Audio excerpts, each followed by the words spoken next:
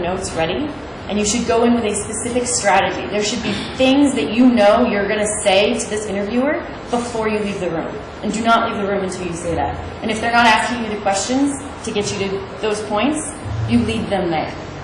Lead the interview with them. So this is basically how you can take control of the interview experience and share that. This is something that companies will do. So customer insights. Yeah, go ahead.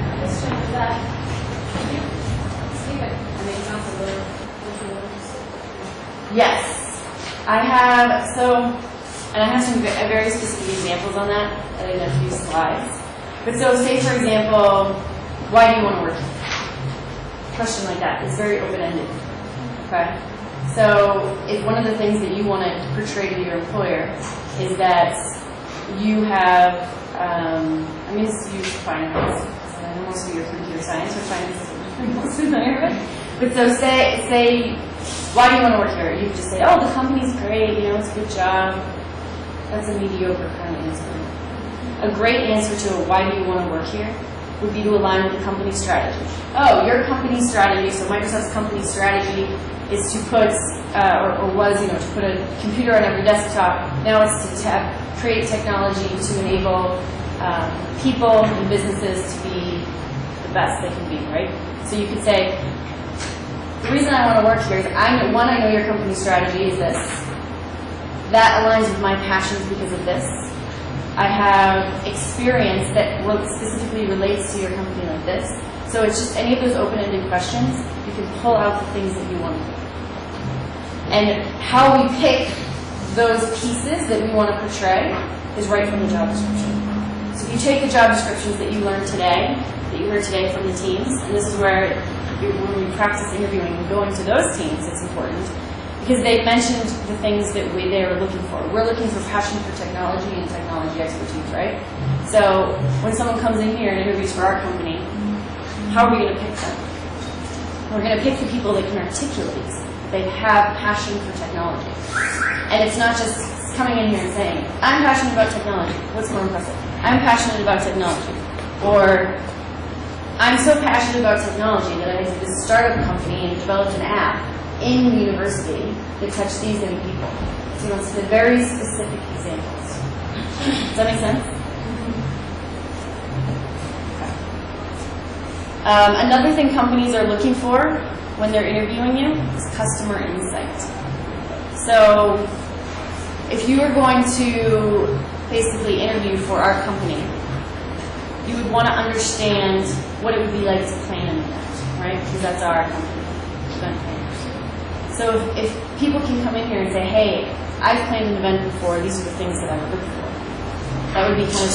That would be a good thing for our company. Because we'd say, this is, you understand what the customer needs, as an example. Focusing on new business opportunities. So maybe if you go to an interview and you have some ideas that aren't already existing in the current product. So somebody might come in here and say, hey, you've got the vendors listed. What if you, I have an idea that might improve your product. Wouldn't that be nice? Just in the interview. That they've done their research, that they've thought about the product, and that they're passionate enough to spend the time to do the planning and strategy. And problem solving. This is, again, going to those kind of trick questions. The other one, basically, we want to understand how somebody thinks. So if you've experienced a difficult problem in your life, and all of us have, telling a story about how you faced that problem and what you learned from it is very, very important. So we want to understand that you can learn from basically learn from any problems that you face.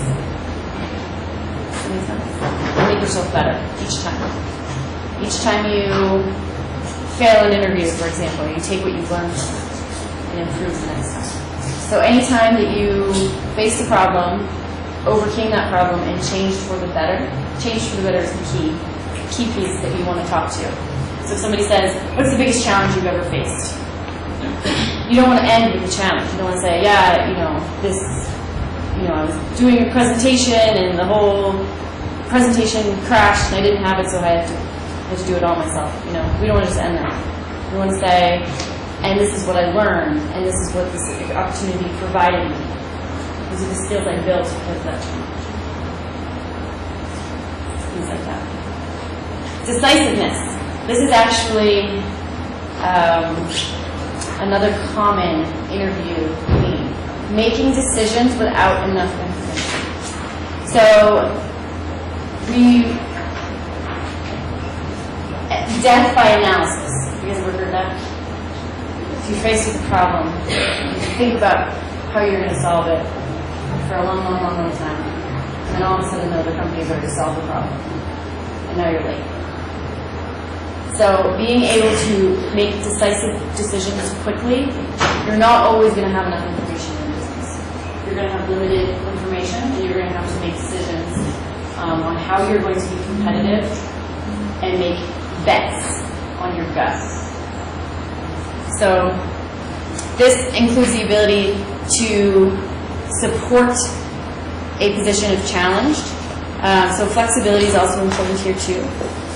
For example, if we come in here as a team and we have two differing opinions about something with our product, say we do a vote and there's a minority, minority folks that don't agree with what we're doing. It's also very important that we can stay together as a team and to move forward as a team because it's our company. We have to get on board with the decisions that are made, and we all have to be all in 100% in order to drive that company forward. Any questions on that?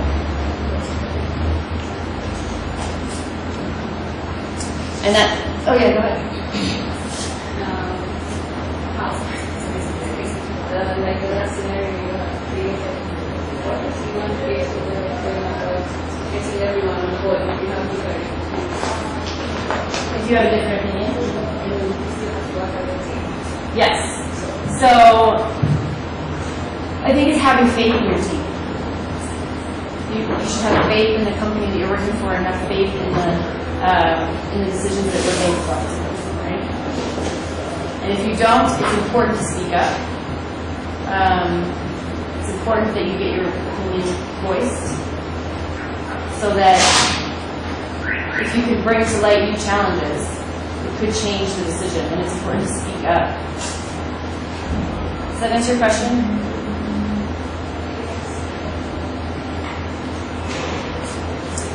So this kind of goes into the flexibility piece. So you're not always going to agree with every decision that the company has, that the team has. But you need to remain flexible to stay cohesive and work as a team.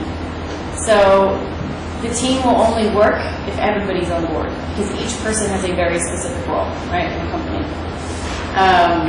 Different environments. So changing environment is everything, especially in technology. Everything changes real time. There's new products all the time. There's new challenges, new competitors constantly. So we have to be able to adapt very, very quickly. And it's especially difficult in a company like Microsoft because we're so big. It's very hard to get the entire company to move in different directions. So with smaller startups, it's very easy to be nimble, and that's increased competition for larger companies. So something to think about. That's why startups are so good, because you can be very nimble and push on your feet.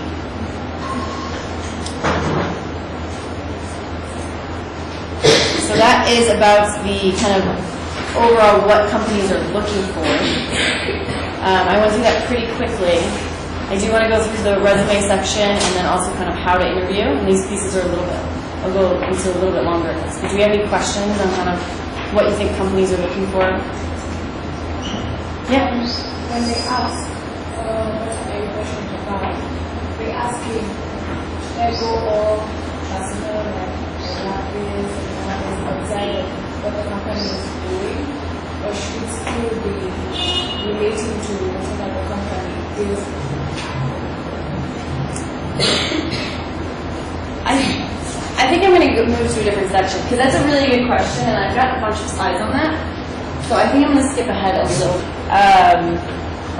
Honest about your experiences. Maybe you don't have as much experience as you would like to have, and that makes you a little bit nervous when you go into the interview. So which one do you do? The answer is Yes, you do this. Okay? So we need to be completely honest while still selling ourselves as the most outstanding candidate. And there's strategies to do that, and that's what the purpose of this presentation is. I'm going to teach you how to do that. It's a two-step process. One, you need to identify your skills, your experiences, and your personal characteristics that would be attractive to an employer. And you all have them, or you wouldn't be sitting in this room. So you have those. So you've got to think about what they are and learn how to articulate them. So yeah, the second piece is learn how to articulate these qualities to the interview in the process of the questions in the language they understand. So those are the two-step process. Okay. This slide basically shows the interviewer's agenda and the student's agenda. So for the student's agenda, when you go for an interview, what are some of the things that you're thinking about the job?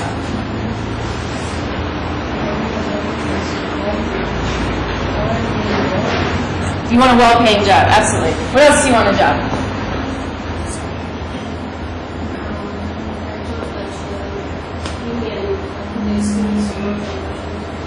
A good experience, yes. Maybe somebody that will train you. We'll spend the time doing it now. What are you going to say? Yes, a good learning environment. Okay. From an interviewer's perspective, these are some of the things they're thinking. Does this person have the relevant skills that I need? Will they be worth the time investment to train? Because anytime we hire somebody new, it takes a few months before they start delivering. We call it, it's the ramp-up period. We have to teach this person how to perform and how to integrate with our company before we get some ROI out of that person. That takes time. I think with Microsoft, it's at 6 months is kind of our average before they start delivering back. Are they going to work their way up, or are they entitled? Do they come and they sit down and say, well, I will only do certain tasks. I'm above those menial tasks. This is what I do. Or are they willing to work their way up? Will they free up time for me? So this is a big one, right? We're hiring somebody because there's a lot of work to do, and right now we don't have enough people to do it. So are they going to be able to take this and free up the time, or are they going to be asking me questions all the time? Do they need hand-holding? And then very, very important is soft skills. Do they have the soft skills necessary? So soft skills, things like communication, being able to present, being able to relate to the team, those are kind of the softer skills. What do you guys notice about these two agendas? Very different, okay? So when you go into an interview, you forget this agenda, okay? If you communicate to them based on this agenda, they're not going to match. You're not going to reach the interviewer. It's not the language they understand. There's a phrase that you might be familiar with. If you speak to a person in a language they understand, you reach their head. And if you speak to them in their own language, you reach their heart. So you've got to reach this interviewer. You need to focus on your audience. So focus on your audience's agenda. You want to say, I'm the best person for your agenda. I'm going to meet these needs for you. That's your goal. How do you do this? What's the strategy? So if you have the best grades, and I think this was something that was discussed this morning too. It was actually really good.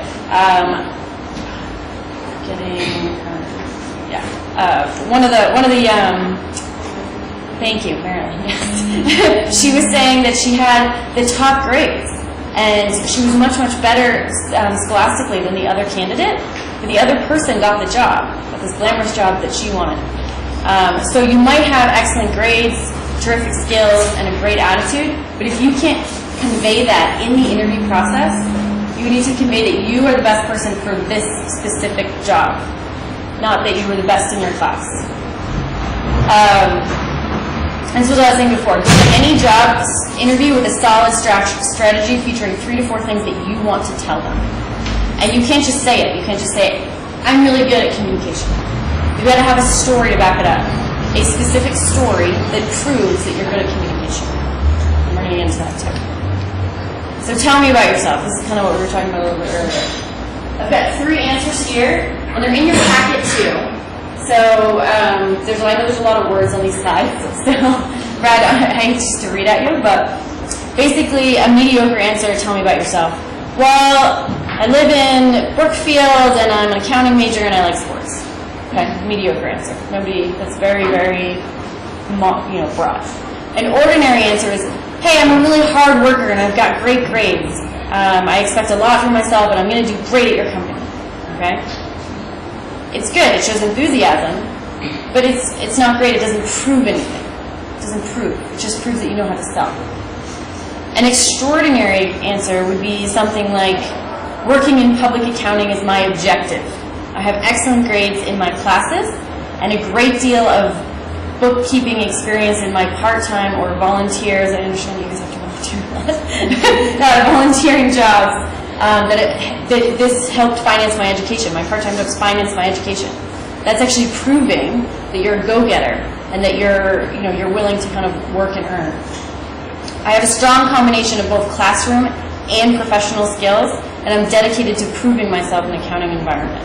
So this is just very, very specific, and when you're more specific, it's more, it touches them more, it's more believable. What do you guys think? Do you have any feedback on this? Good. Okay. I see on your resume you're interested in camping. This is a perfect lead-in. That's why I wanted to jump over here. So why does camping interest you? Okay. And a mediocre answer could say, yeah, let's go camping. It's cool to be outside. That's very mediocre. That's not taking advantage of the opportunity this question has put in front of you.